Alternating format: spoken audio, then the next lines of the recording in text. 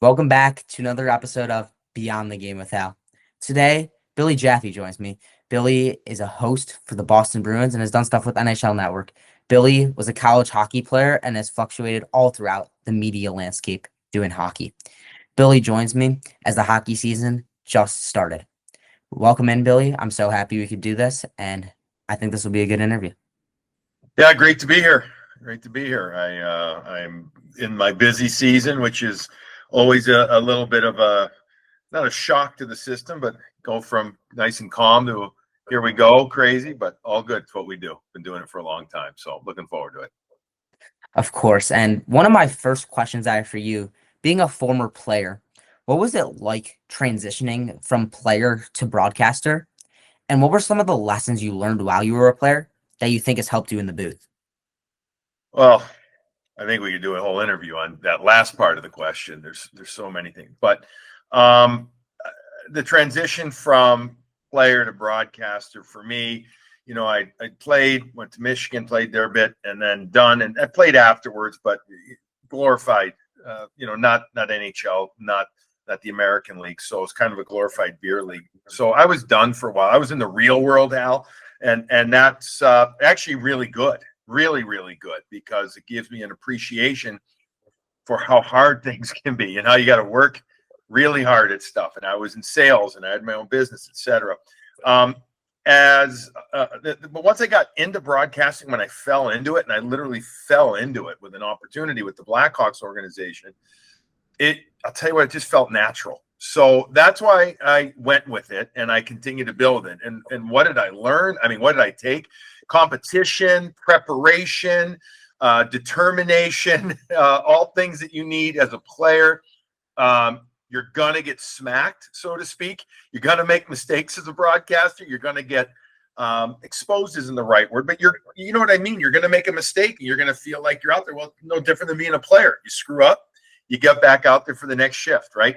So all those things are stuff that, I mean, to me, that's what the beauty of sports is. They're not the end all be all. There's other ways you can learn things, but sports really are an amazing educator for later in life. That's the way I feel about it. Totally agree. And one of those things you mentioned was the preparation. What is it like to prepare for a broadcast, whether it's a pregame show or you're analyzing a game or going on NHL Network during the off season? What is the prep like, and how does it vary whether you're in the heart of the season or it's playoff time or it's the off season?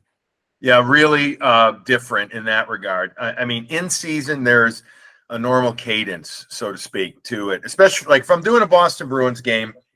I keep a book for every game, just simple things, lineups, certain stats, etc. But that's more than anything. That's just putting it down. I rarely look at it, but that's my preparation. What's really my major preparation, though, is going to a practice when I can or to a morning skate, talking to players, talking to coaches, talking to other broadcasters. That to me, and the other thing is, by the way, watching hockey during the middle of the week is work. That's the beauty of it. I can tell my wife, hey, sorry, I can't do anything right now. I'm working, watching a hockey game. Because that's what I do. I take that information that I see, that I hear, I digest it or consume it, and then maybe use it down the road. So that's for the Bruins game. It's just kind of this constant. Every game, the way I look at it, is another chapter in the book of the season. Okay, when I go to NHL Network in season or off season, and I haven't had that complete view of the league as much as I need or want, I start reading more. I start watching more highlights. I start calling more people. And then, the other thing is you sometimes, you prepare to the show that you're doing too. A game is different than just a half an hour show. You have different segments. You have different this, you have different that. But to me, if you're constantly learning, and boy, does that sound corny, or cliche, but if you're constantly, okay, I saw Utah last night. I saw Colorado the night before. What did I take from those teams? What can I use? I can use them down the road. But you're constantly learning instead of, scrambling and cramming like I did in college a lot for tests. It's a lot easier to keep up with preparation. Right. And just as much as preparing as a player, as a broadcaster, you got to watch film. You got to know what the other team's tendencies are when they like to do this. How do you think your background as a former player has helped you in the booth? Well, big time in that regard, because and you you can say, "Hey, I remember this," or it just becomes like, "Oh, I didn't do that breakout, but I've heard about that, or I've seen it." Or how does it helps you pick up on things? That's what it does. And there's a lot of new style to games, right? Every sport is played differently now than when it was when I was 20 years old, right? Let alone 56, where I am right now. It was played very differently then. But having been out there at different levels, you understand just enough, and you say, "Hey, I never saw that," but you can still figure it out. You know what I mean? Like that, the new style. Having been on the ice and played for different people, etc., absolutely has helped me in the booth, and it can't not help you, because that experience of being out there, of sitting on the bench, of talking to people, etc. By the way, let me tell you something that sounds maybe funny or odd or whatever. I'm fortunate, Hal. I still get to play. I've had both my hips replaced. I've had my shoulders fixed, my neck fused, all that stuff. But you know what? I still get to skate because I love it. I absolutely love it. It's the greatest thing. And even though I'm old and slow and probably 15 or 16 pounds overweight, you still learn when you're out. You remember. You're like, holy, you know what? This isn't as easy as perhaps you think it is sometimes, right? And so that's also a great thing to be able to do. Right. And being able to go out there and compete, that's just another thing that you get to feel when you're in the locker room interviewing players or talking to them after a game. You feel what they are feeling, maybe to a different level, but you still get that little bit of that feeling. And then another thing for you is obviously, like you said earlier, you didn't just say, "Hey, I want to broadcast one day," and get this job that you have now and be on the air and be as polished as you are now. How do you think you improved on your game and improved your broadcasting to be more polished as time went on?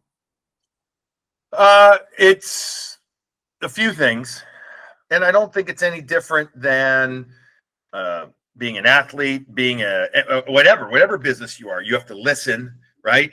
You have to listen to people that you trust, and they say, "Hey, you know what? This was good. This was okay. This stunk." And you say, "Okay, why did that stink? What did I do there?" "Well, you did this, you did that. You talked too much. You didn't tell me why. You just told me what." I'm making it up. You didn't do enough of this. So, okay, so you learn from that. You listen, you watch yourself too. It's something I don't do much anymore of, is watch myself. I probably should. I don't want to say I don't need to. That would be very inappropriate or arrogant of me. It's not that. It's just I do. Thankfully, I'm busy and I do a lot. But when you're younger, you have to watch yourself. You have to sit and take the constructive criticism, and not just from somebody else, but from yourself. I still am my harshest critic. I am. I absolutely am. And you got to be able to sit there and say, "Okay, I'm not going to do that again, or I'm going to improve on it." So to get polished, you just got to practice. And again, it sounds cliche, but it's just true. And I've had a few people in my career that have impacted me more than others, like everybody else does in their career. And you take what they say and then you think about it and you say, "Okay, hopefully I can translate that into being a better broadcaster." Right. And another thing about that is when people are critiquing you and you're getting better, you have to ask questions. They're not just going to give you everything you want right away. But also another part of your job is interviewing and asking questions to players. So when you're getting feedback, the first part of this, let's go. When you're getting feedback, what type of questions do you ask to make sure that you're really getting the most out of that feedback that you're being given? Okay. I mean, I'm assuming you're saying not kind of feedback asking a player. You're just saying in general, right? In Getting general, feedback yes. yeah. I mean, what'd you think of that question? Did that question make sense? Was it worded the best? Did it get the best answer? Was it open-ended? That type of thing. Was it too long? When you're younger, and it's not just about an age, a numerical age, it's just younger in experience. Okay. So I didn't start broadcasting until I was basically 29 years old. I'd never done it. And so, at 32, 33, and just starting at 34 to get some national exposure and stuff, it I'm not, I wasn't 23. I wasn't old by any stretch, but I was a newbie as far as a broadcaster goes. There were a couple of people, as I said, that because I developed a good relationship with them, I would trust them, and they would trust to just tell me things. So I wouldn't so much ask them, "What'd you think of that interview?" If every once in a while it would be, "Hey, that question was a little long," or "Hey, maybe think about wording it this way, that way." But what I did more than anything, I just read up on, for instance, how to interview better. Like that's what I did. And I did listen to myself or on radio or watch myself more on TV and say, okay, how can I do that better? And then I learned I'm not a person, by the way, who likes to script things in my head. I'm not. I'm an analyst, so I'm not a guy who's reading off the prompter. That doesn't mean I might not think about what I want to say, but I can't. I've done the prompter before as a host when I filled in. Can't tell you I always love it, but it's fine, right?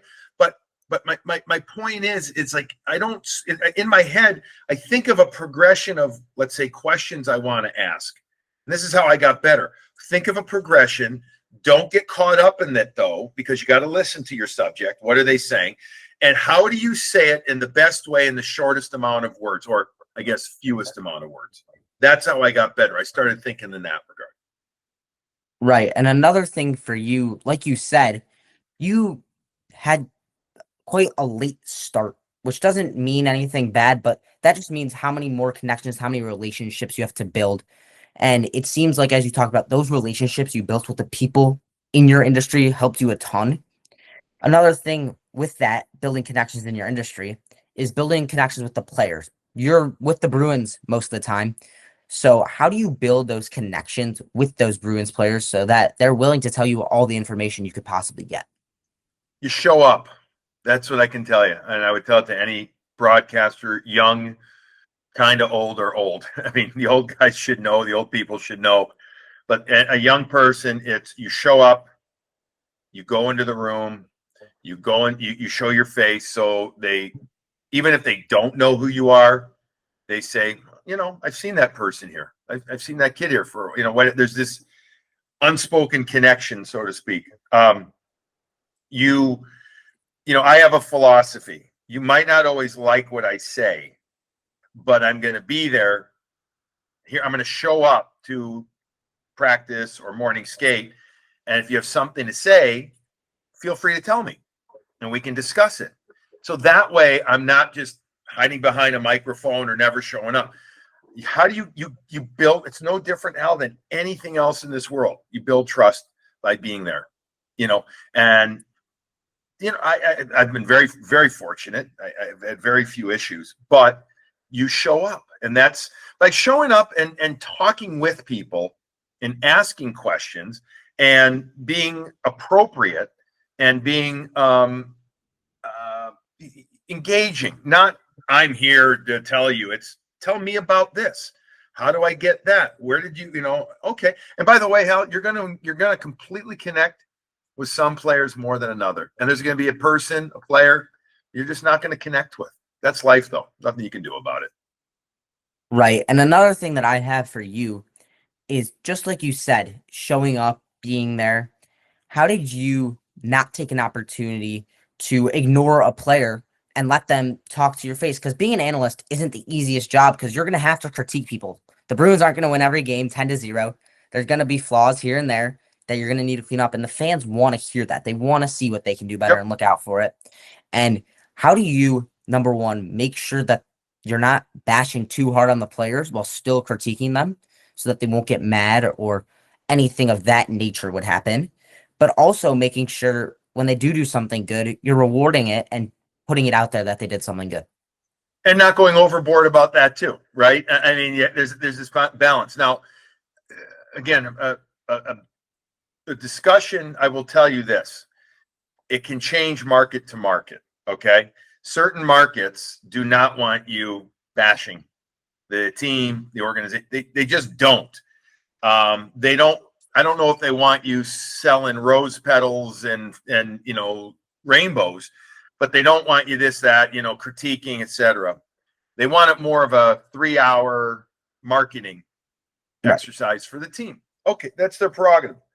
Um, in Boston, I can tell you this, and I'm from Chicago, another unbelievable sports town. Boston, I've worked in Chicago, New York, Atlanta. I've worked in a lot of markets in Boston. I can tell you Chicago and Boston are the best sports markets. New York is a great sports market, but it's so divided. There's so many teams, and it's so almost territorial, et cetera. Right. It's not great. Everyone in Boston, and besides the Cubs and the White Sox, basically root for the same four teams. In New York, there's two teams for every sport you can root for.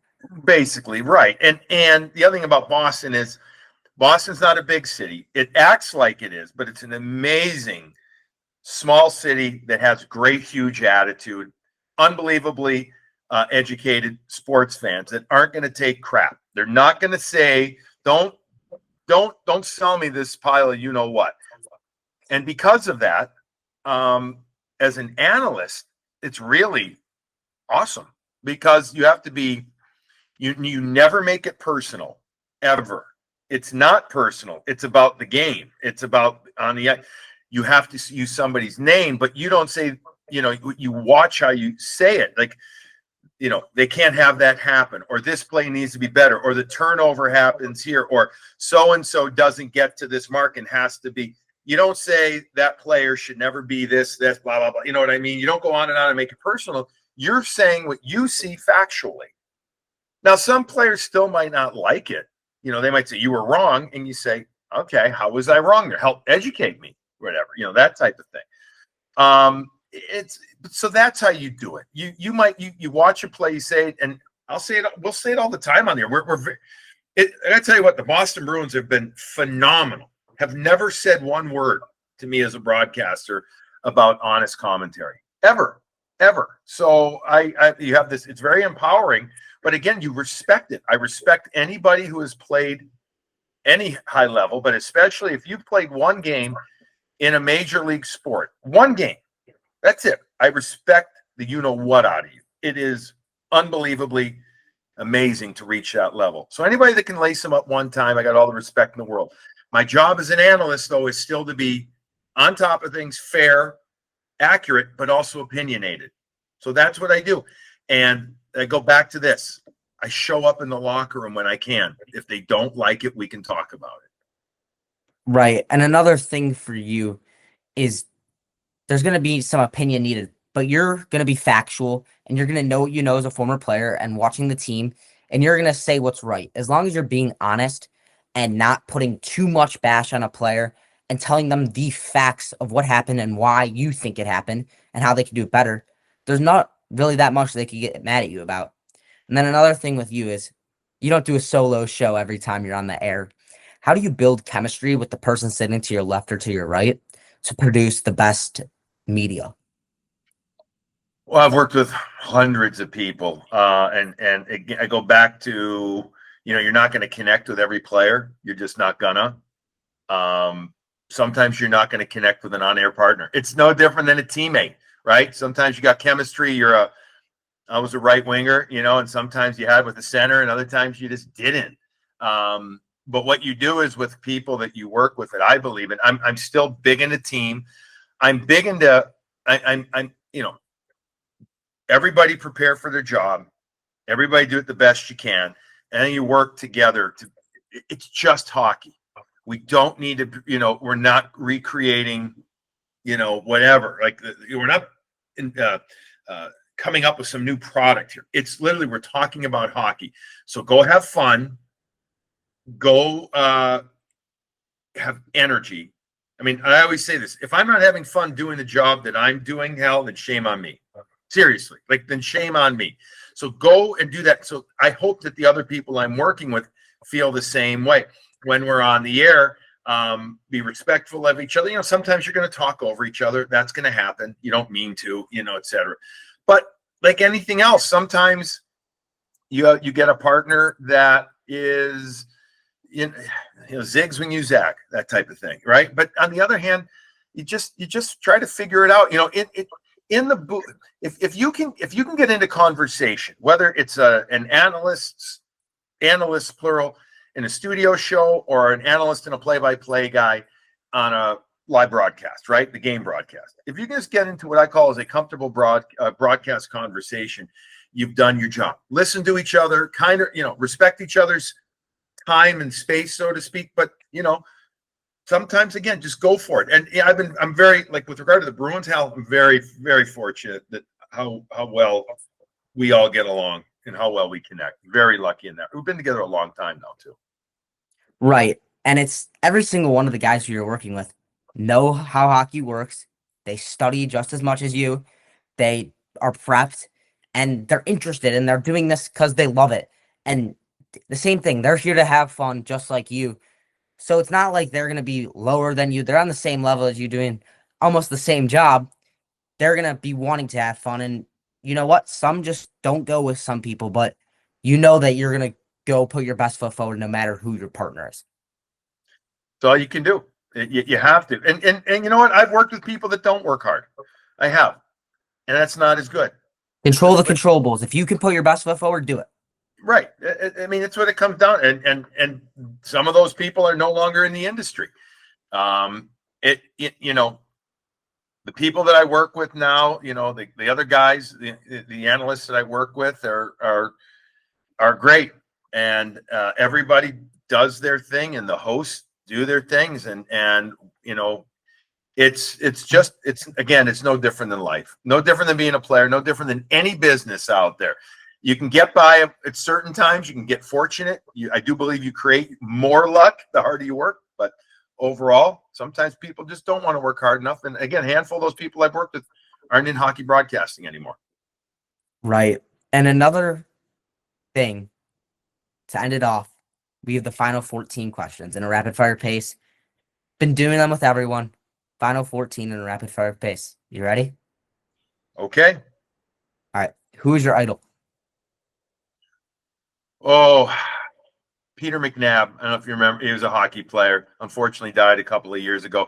He was my favorite hockey player, and he became my hockey idol. Favorite fast food?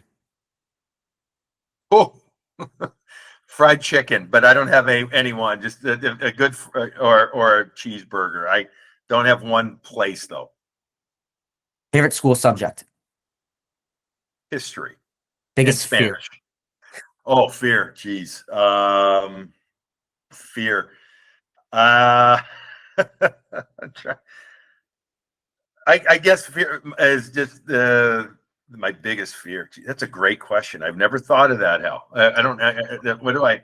I guess I'll say getting scared of Halloween. I can't think of the one biggest fear that I have. Right.